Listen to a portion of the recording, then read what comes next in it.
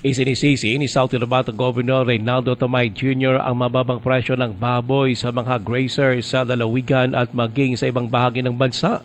Ayon sa gobernador, may mga malalaking hog producers na hindi idinedeklara ang tunay na dami ng kanilang mga alagang baboy upang mabawasan ang kanilang waste. Dahil dito, ayon pa kay Tamayo, nagmumukhang kulang ang supply ng baboy sa bansa, kaya nagbibigay ang national government ng paintulot sa pag-angkat ng imported na baboy.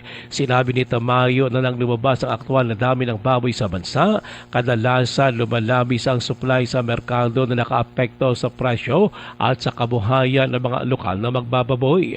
Dahil dito, ayon pa kay Tamayo, hilingin nila sa Department of Agriculture na muling repasuhin ang aktwal na supply ng baboy upang mabalanse ang impormasyon at makatulong sa pag-angat ng presyo ng baboy. We should be honest kung ano yung dapat, ayun ay dideklara dahil at the end of the day, tayo pa rin ang maapektuhan pag hindi natin idideklara or hindi tayo naging honest.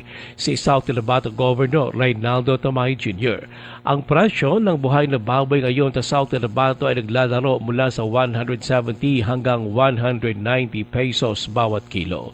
Ruel Usano, NDBC, Bida Balita.